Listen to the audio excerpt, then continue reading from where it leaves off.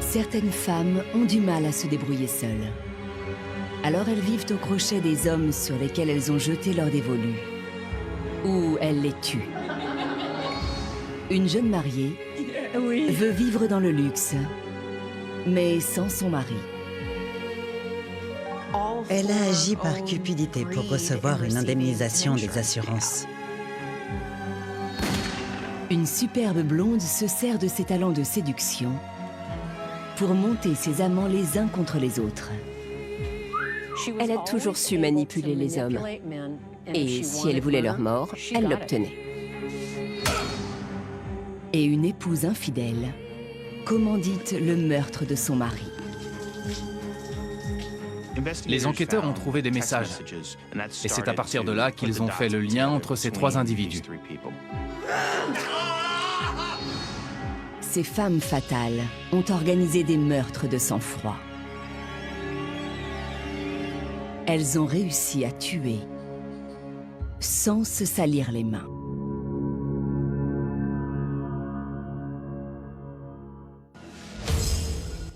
Personne n'aurait pu deviner qu'elle finirait par passer à l'acte. J'ai un cancer du sein. Mais elle mentait comme elle respirait. C'était suspect.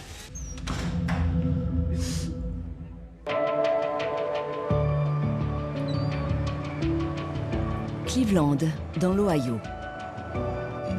Yuloma Curry, 41 ans, attend patiemment que son compagnon Will Walker, de 3 ans son aîné, la demande en mariage.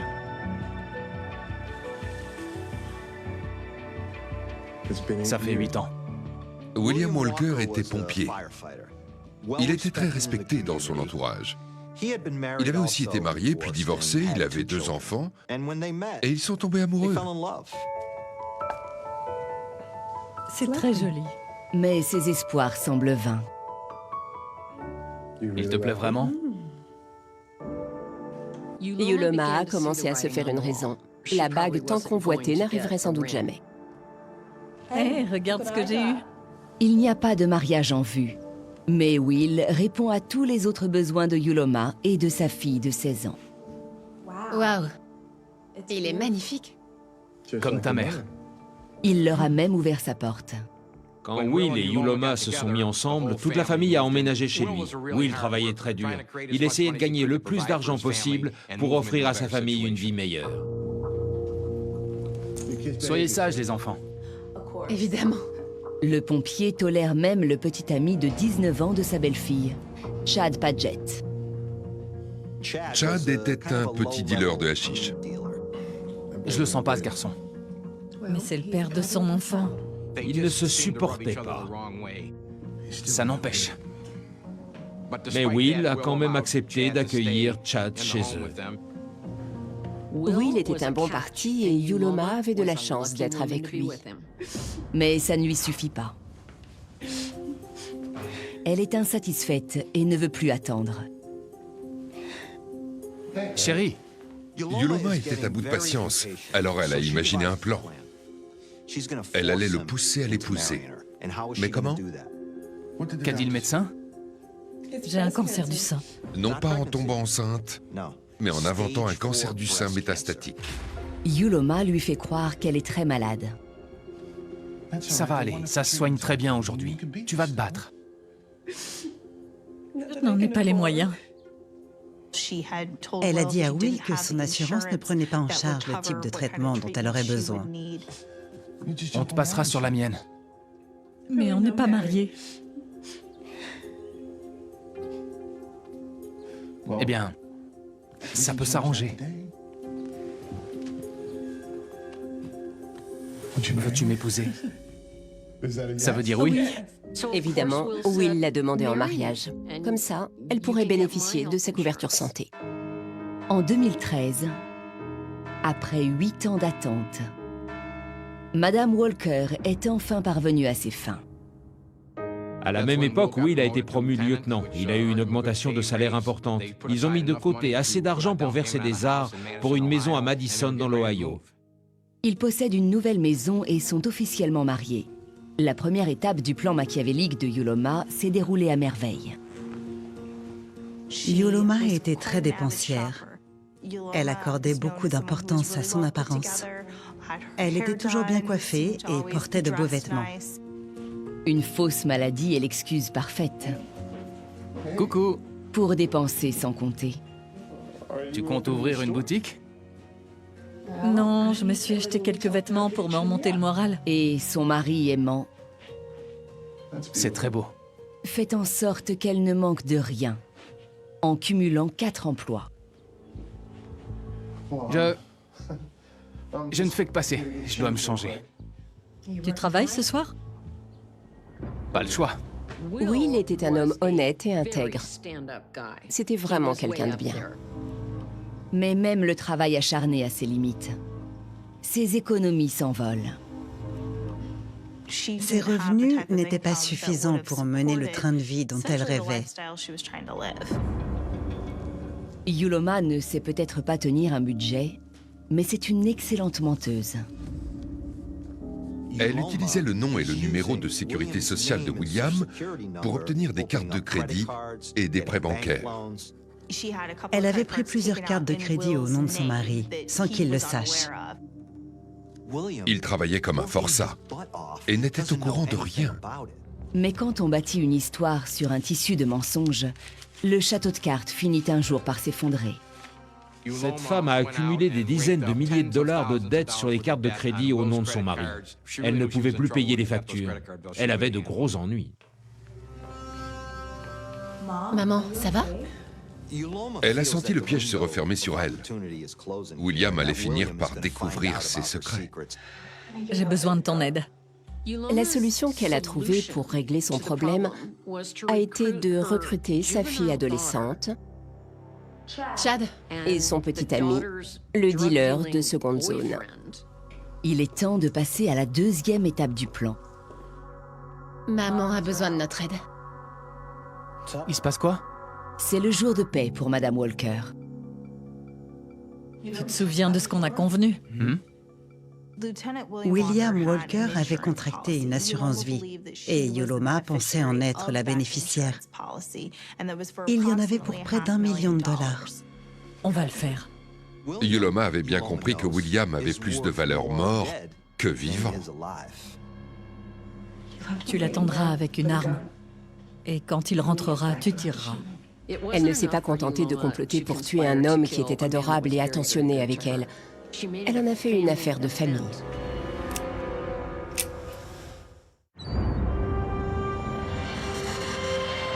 À Cleveland, dans l'Ohio, Yuloma Curry Walker a chargé sa fille adolescente et son petit ami de tuer son mari. Yuloma était sûre d'elle. Elle était certaine de s'en sortir. Qui irait imaginer que j'ai embauché des gamins pour tuer mon mari?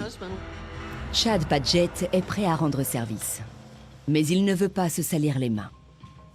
Alors il recrute Ryan Doherty, un ami âgé de 21 ans. On est tous partants? Qu'est-ce que j'y gagne? Ryan Doherty était un peu simple d'esprit. Il avait un QI assez faible. Il avait accepté de se charger de l'exécution en échange d'un peu d'herbe et de quelques centaines de dollars. Parfois, pour faire assassiner quelqu'un, il suffit de demander. Tout le monde a bien compris? Yuloma est persuadée d'avoir concocté un plan infaillible. Elle voulait que ça ressemble à un vol. C'est pour ce soir. Elle a demandé à Ryan de retourner les poches de Will comme s'il avait cherché de l'argent. Ça mettrait les enquêteurs sur une fausse piste. Le soir du 3 novembre 2013, Yuloma prépare le terrain pour transformer son mari bien vivant Chérie, je t'ai montré ça? en une liasse de billets bien épaisse. On aura une salle à manger séparée dans la nouvelle maison. C'est pas génial? En parlant de ça, je meurs de faim. Tu veux bien aller chercher un plat à emporter? Bien sûr, pas de problème. Pour tendre un piège à Will, Yuloma l'a envoyé chercher de quoi dîner. Quand il est sorti, elle a écrit un message à ses complices qui étaient au sous-sol. C'est parti. Donc quand son mari est revenu, Ryan l'attendait.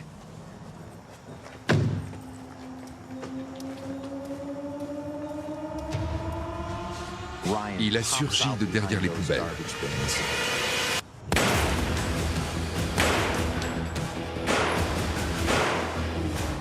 Et il a tiré 4 balles sur William, qui s'est effondré.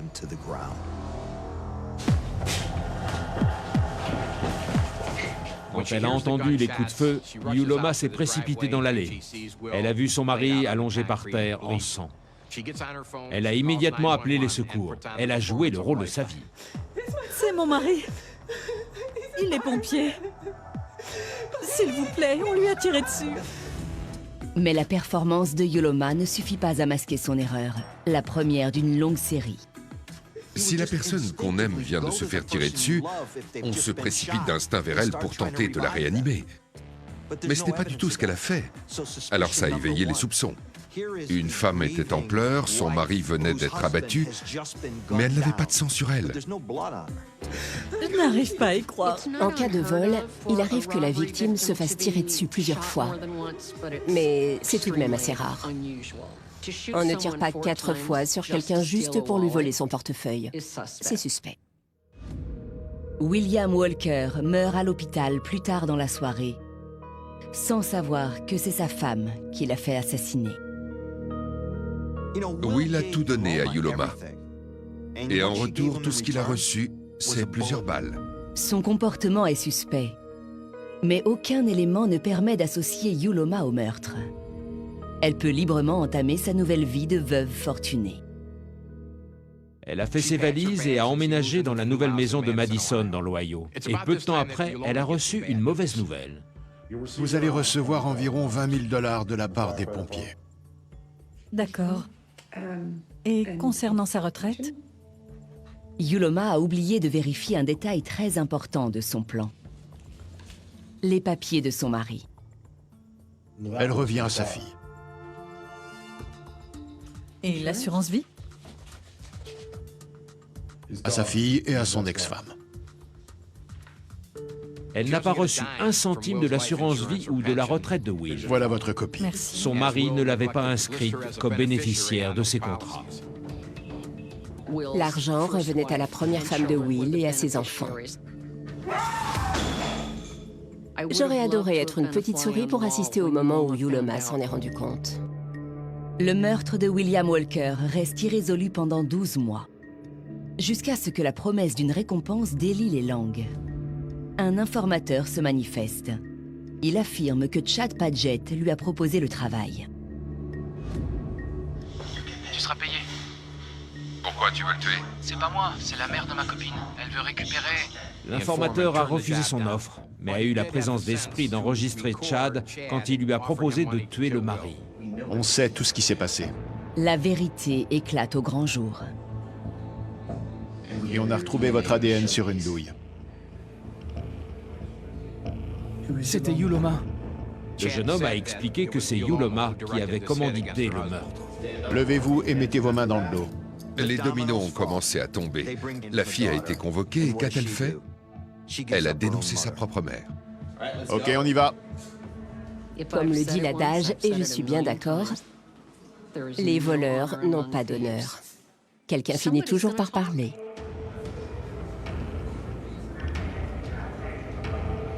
Je n'avais pas le choix. Yuloma essaie de rejeter la responsabilité de son crime sur la victime. Levez-vous, s'il vous plaît. Les mains dans le dos. Vous ne comprenez pas. Il me battait. Elle a expliqué qu'il était violent avec elle, physiquement et psychologiquement. J'aurais pu mourir. Mais ses mensonges sont finalement exposés. C'était des affabulations. Elle a inventé cette histoire. Elle a voulu faire croire qu'elle subissait des violences conjugales, mais ça n'a pas marché. En 2016, Chad Padgett plaide coupable d'homicide involontaire et association de malfaiteurs. Il écope de 28 ans d'emprisonnement. Ryan Doherty plaide coupable d'homicide volontaire et est condamné à la prison à vie, avec une période de sûreté de 23 ans. Puisqu'elle est mineure, la fille de Yuloma plaide coupable de non-dénonciation d'un crime et est incarcérée pendant 1 mois. Yuloma n'a pas seulement ôté la vie de William Walker, elle a aussi gâché celle de sa fille. Elle a agi par cupidité pour recevoir une indemnisation des assurances. Yuloma Curry Walker est reconnue coupable d'homicide volontaire et d'association de malfaiteurs. En 2017, elle est condamnée à une peine de prison à vie incompressible. Cette femme pensait réellement qu'elle ne serait pas inquiétée. Ça montre à quel point elle était complètement déconnectée de la réalité. Le plan de cette croqueuse de diamants a totalement échoué. Son seul effet a été de faire du mal aux gens qu'il aimait. Aucune empathie, pas de chagrin, rien. C'est une sociopathe totalement insensible. Et elle mourra en prison. Il existe un endroit spécial en enfer pour les gens comme elle, qui font semblant d'être atteints d'une maladie mortelle pour obtenir de l'argent ou la compassion des gens.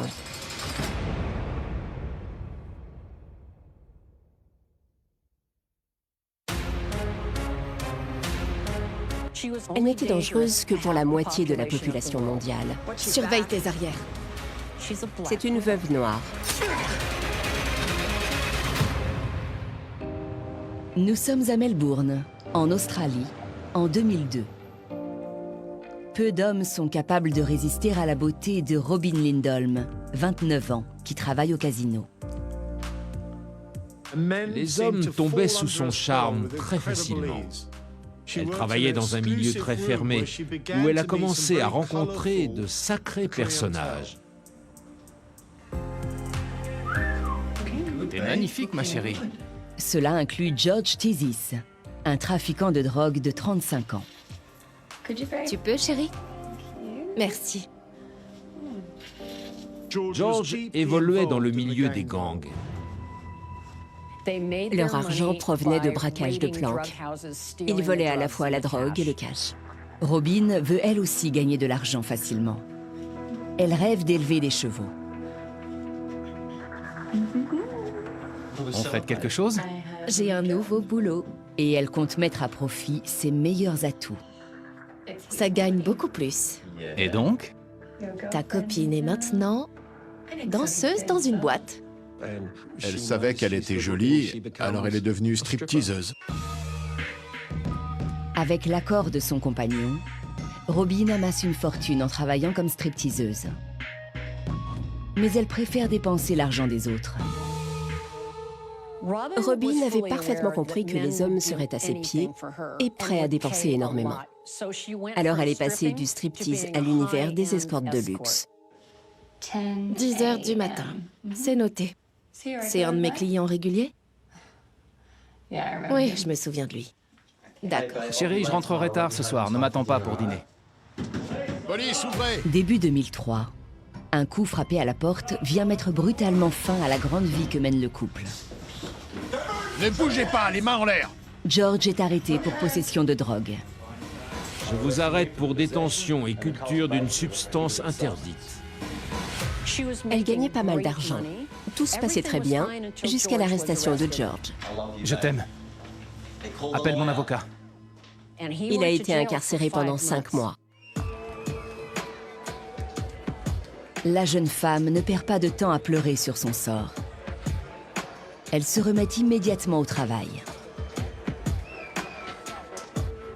Elle était attirée par le luxe, les strass et les paillettes. Elle n'était pas du genre à se laisser abattre. Elle a tout de suite entamé une nouvelle relation avec un homme prénommé Wayne. Wayne Amy, 44 ans, est différent des précédents partenaires de la jeune femme. Super chaud. Contente que ça te plaise. Vous faites des danses privées? Écoute, mec, ça m'arrive, oui. Wayne Amy détonnait parmi toutes les connaissances de Robin. C'était un homme droit, très conventionnel. C'était un coach personnel, il faisait du hockey. Ses amis le décrivent comme quelqu'un d'assez jovial. Mais il a une chose en commun avec les hommes qui gravitent autour de la stripteaseuse. Je connais un endroit pas très loin, si tu veux. D'accord. Après toi? Il tombe totalement sous son charme. Salut les gars! Il était raide dingue de Robin. L'autre homme de sa vie, George Tizis, doit bientôt sortir de prison. Ouais. Ouais. D'accord. George et Robin n'avaient pas le même point de vue sur leur relation de couple. Ouais, on se voit plus tard. Salut. Il doit avoir hâte. C'était pas George. C'était pas lui? Non. Elle continuait de fréquenter Wayne en cachette. Alors c'était qui? Mon nouveau mec sexy. Elle a confié à une amie qu'elle avait une aventure avec Wayne et qu'il était temps pour elle de se débarrasser de George. Je te sers? Le 2 mai 2005, Robin fête la libération de son compagnon officiel. T'avais soif? Ça a l'air de lui plaire. Robin avait invité une amie, Mathilda. Ils ont dîné, puis ils se sont mis à boire de l'eau-de-vie et à fumer des joints. J'ai toujours adoré cette chanson. Pas de doute, il est de retour. C'est sa préférée. Allez, viens. D'accord, j'arrive. George, assieds-toi. À la fin de la soirée, George n'était pas seulement ivre. Il était aussi complètement stone. Tu devrais aller t'allonger. Robin était davantage maîtresse d'elle-même. Elle a inventé une excuse et a quitté la maison avec Mathilda. George, je ramène simplement Mathilda chez elle. Elle a oublié de laisser de l'argent à son fils pour le déjeuner, d'accord? Pas de problème. Super. Mais ce n'est pas la véritable raison de son départ. Salut. À plus tard. Bye. Robin est passée à l'action. Elle voulait la mort de George, mais elle ne voulait pas le tuer elle-même. T'as oublié quoi?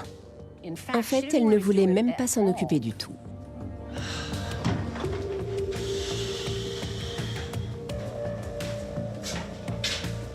Y a quelqu'un? Elle a chargé Wayne de le tuer.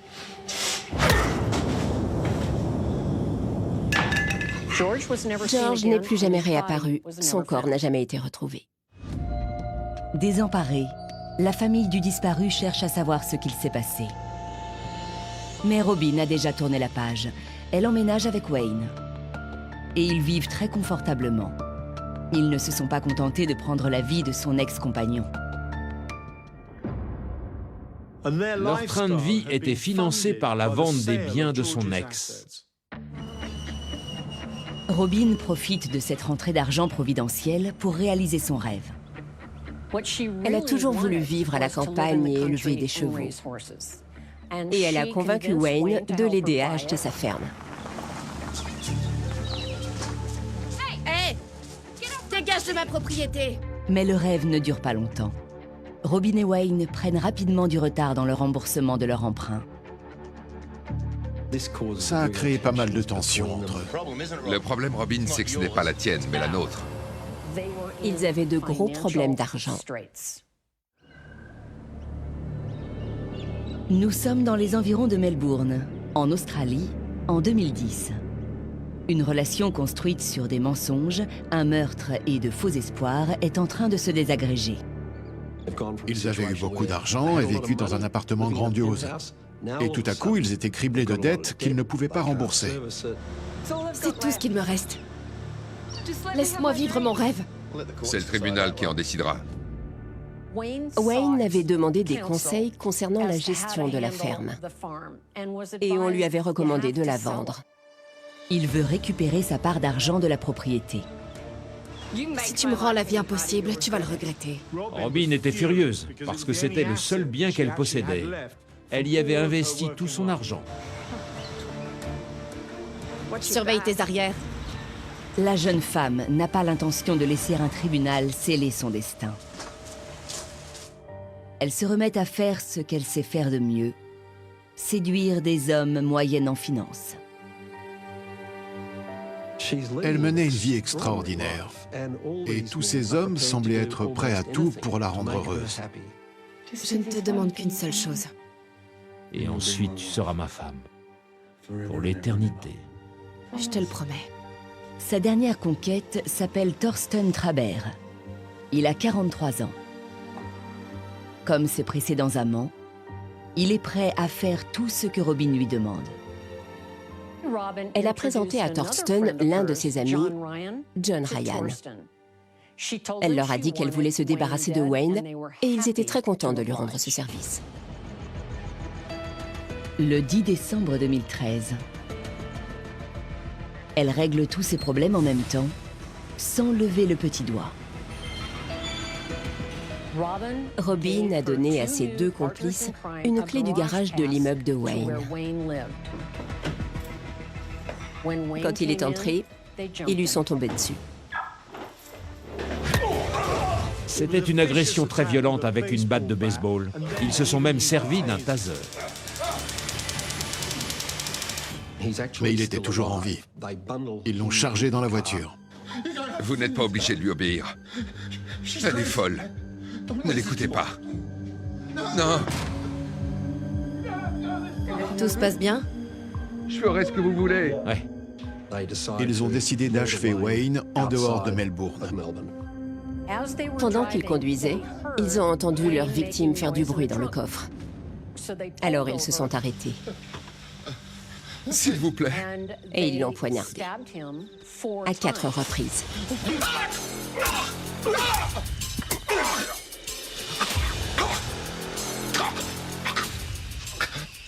Pourquoi il n'est pas encore mort?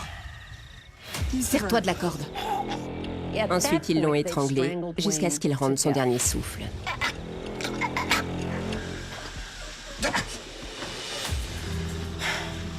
Pas trop tôt.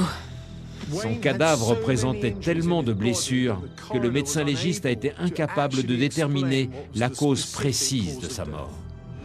Le corps de Wayne Amy est jeté dans les bois. Il savait mieux que personne qu'il avait affaire à une femme dangereuse. Il l'avait aidé à tuer son ancien compagnon. Il aurait dû la prendre plus au sérieux. Mais cette fois-ci, Robin ne s'en sortira pas à bon compte. Ses complices ne savent pas tenir leur langue. Quelques heures plus tard à peine, la police reçoit une information sur le trio infernal. Même avec 3 cerveaux, Robin, Thorsten et John n'étaient pas franchement des lumières. C'est pour ça qu'ils ont été arrêtés aussi rapidement. En 2015, ils sont tous les 3 interpellés et inculpés de meurtre. John et Thorsten ont tous les 2 plaidé non coupables. Ils ont essayé de se rejeter mutuellement la faute. Ils sont tous les 2 condamnés. John Ryan écope de 31 ans d'emprisonnement et Thorsten Traber de 28 ans. Le cerveau de l'opération, Robin Lindholm, plaide coupable. Elle est condamnée à 25 années d'incarcération. Robin a bien fait de plaider coupable. Elle a écopé d'une peine moins lourde. Mais la justice n'en a pas fini avec elle. La police rouvre l'enquête sur la disparition de George Tizis. George s'éclate. Allez. Et un témoin capital ressurgit du passé. Mathilda, qui se trouvait avec Robin le soir de la disparition du trafiquant de drogue, a brisé le silence. Elle a raconté à la police que quelques heures après le meurtre de George, Robin lui avait tout avoué. En 2019, Robin est condamnée à 28 ans de prison supplémentaire pour l'assassinat de son ex-compagnon. Malgré l'insistance de la famille de George, Robin n'a jamais révélé où se trouvait son corps. Robin s'est servi de ses charmes et de sa beauté pour transformer ses amants en meurtriers. C'était une séductrice diabolique. Elle aimait mener les hommes par le bout du nez. Elle a toujours su manipuler les hommes pour obtenir ce qu'elle voulait. Et si elle voulait leur mort, elle l'obtenait.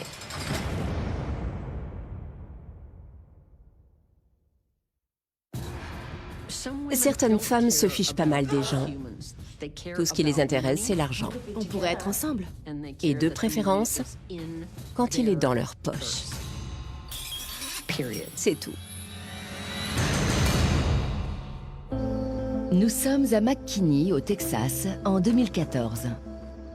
Un Anglais de 65 ans, Et voilà. Richard Moore, Fais-moi confiance. et Stephen Brockway, un vendeur de voitures de 31 ans, n'ont peut-être pas les mêmes goûts. On finit par s'habituer. Jamais. Pour moi, la bière doit être très fraîche.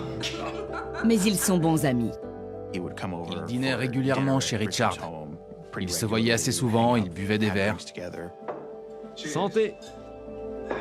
Richard et Steven se considéraient comme des amis très proches. Allez-y, commencez.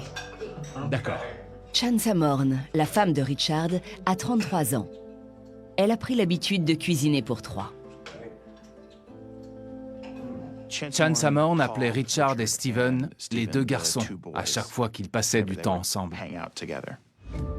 Ils se sont mariés 4 ans plus tôt.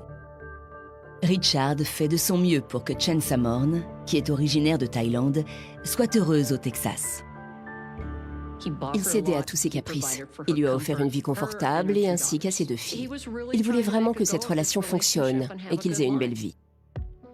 Richard ne le sait pas, mais son ami Steven est encore plus proche de sa femme que lui. Non, je n'en veux plus, merci. Il est grand temps que j'aille me coucher. Mais reste, Steven. Bonne nuit. En parallèle de l'amitié croissante entre les 2 hommes, une relation particulière s'était nouée entre Steven et la femme de son ami. Santé. Délicieux ce dîner. Steven avait la trentaine, donc il avait à peu près le même âge que Chansa Morn. Et leur relation est devenue intime. Richard n'a aucune raison de douter de la fidélité de son épouse et de la loyauté de son ami. Jusqu'à une découverte fortuite, un soir de 2014, tard dans la nuit. Richard s'était couché tôt, mais au milieu de la nuit, il s'est relevé pour boire un verre d'eau. Et il a remarqué que la voiture de Steven était toujours garée devant chez lui. Alors il a fait le tour de la maison et a trouvé Chansa Morn et Steven endormis dans le même lit. C'est une trahison très cruelle. Soit ils étaient tellement ivres qu'ils se sont assoupis, soit ils se moquaient totalement que Richard les découvre. Mais quand il les a vus dormir ensemble, ça lui a brisé le cœur. Le lendemain matin, le mari trompé n'est pas d'humeur à accepter des excuses. Bonjour. Pour lui, c'était très dur à digérer. Tu n'es pas venu te coucher? Je voulais pas te réveiller. Ne me mens pas. Non seulement il avait surpris sa femme au lit avec un autre homme, mais en plus, il s'agissait de son meilleur ami. On discutait et on s'est endormi. Te fiche pas de moi, tu veux? Les enjeux étaient très importants. Richard veut prendre du recul. Je pars en vacances. Seul.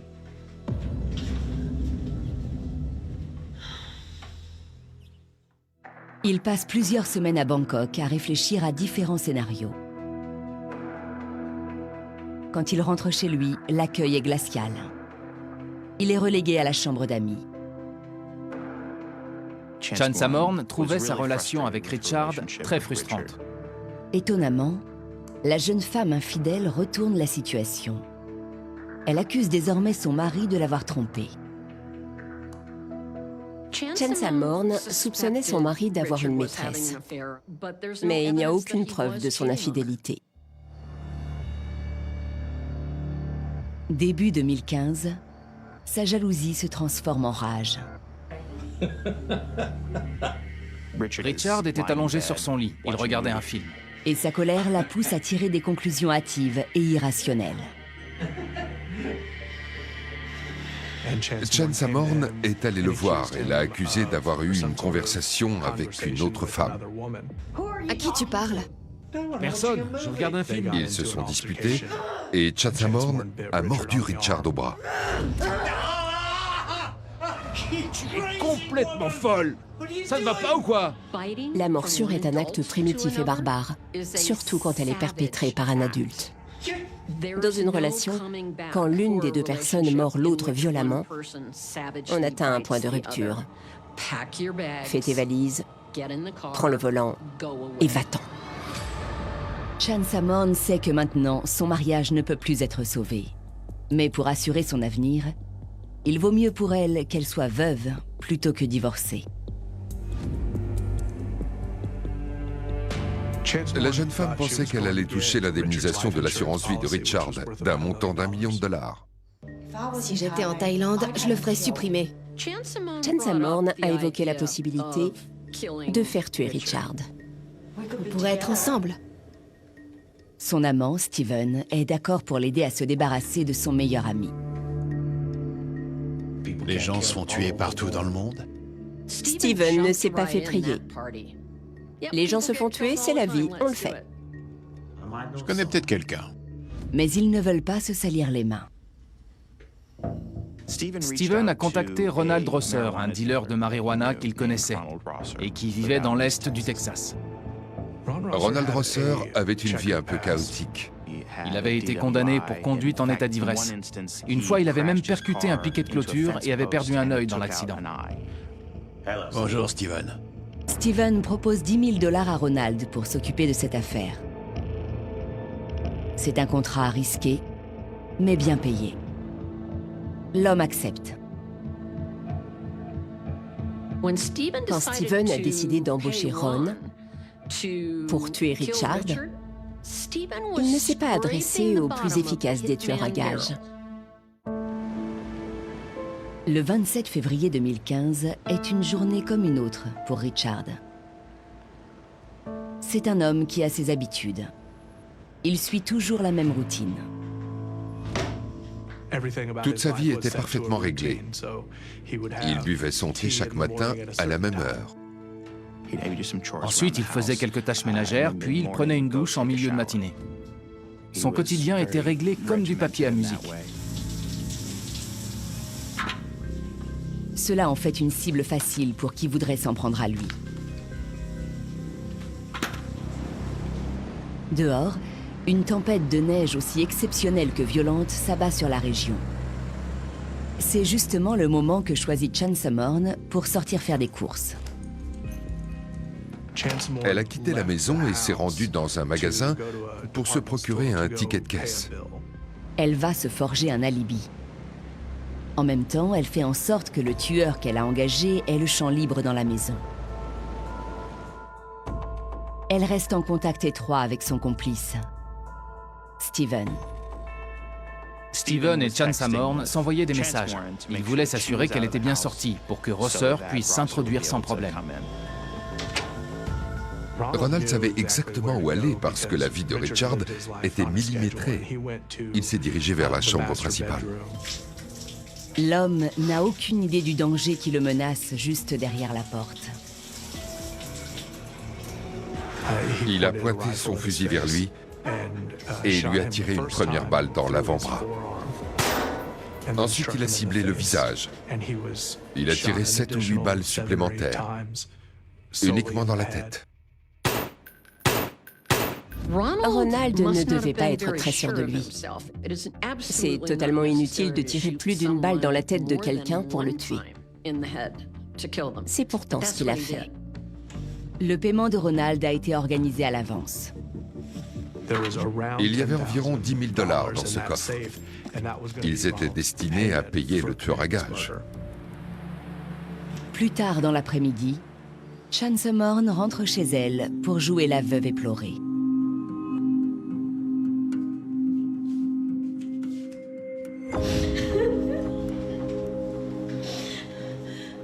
Plusieurs milliers de dollars ont disparu. Elle a très vite mentionné l'argent qui avait été volé dans le coffre. Aviez-vous des problèmes dans votre couple? Pas du tout.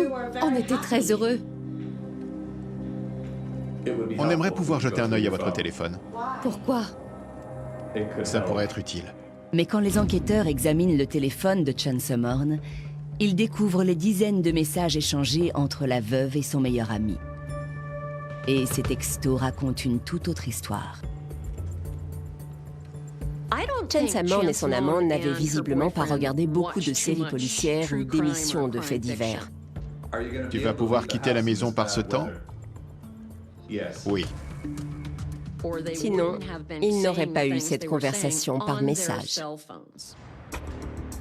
Au grand étonnement des inspecteurs, Steven se rend au poste de police avant même qu'il se mette à sa recherche. Il a apporté son arme à feu pour être écarté de la liste des suspects. C'est la seule arme que je possède. Vous voulez peut-être l'analyser? Non, monsieur, c'est inutile. Il a apporté son revolver pour leur montrer qu'il n'avait pas tiré avec. Mais personne ne savait encore comment la victime avait été tuée. Cette information n'avait pas été divulguée au public. Je peux voir votre téléphone, monsieur.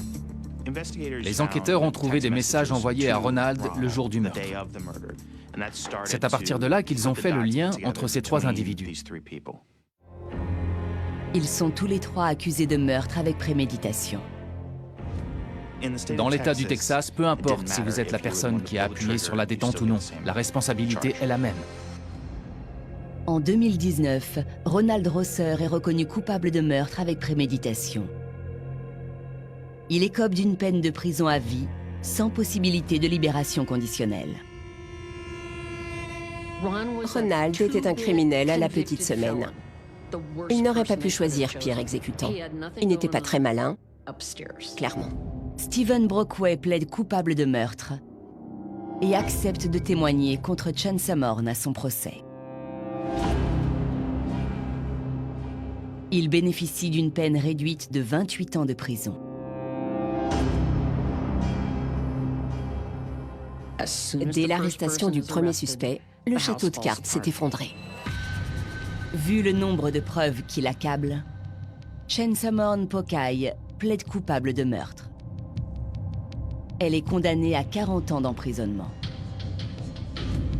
On était très satisfait qu'elle se retrouve derrière les barreaux pour une quarantaine d'années. On savait qu'elle avait orchestré toute l'opération. Chansa Morne se servait des gens. Elle voulait tout sans contrepartie.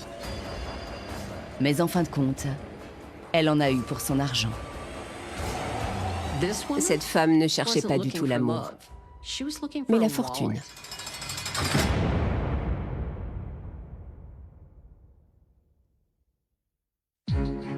Ces trois meurtrières étaient cupides. Elles préféraient l'argent à l'homme qui partageait leur vie. Yuloma Curry Walker a commandité l'exécution de son mari dévoué. Robin Lindholm se débarrassait de ses amants dès qu'ils lui étaient devenus inutiles. Et Chansa Morne Pokai s'en est prise à son mari qui lui avait accordé sa confiance. Elles ont toutes commis un meurtre sans fournir le moindre effort. Elles ont réussi à tuer sans se salir les mains.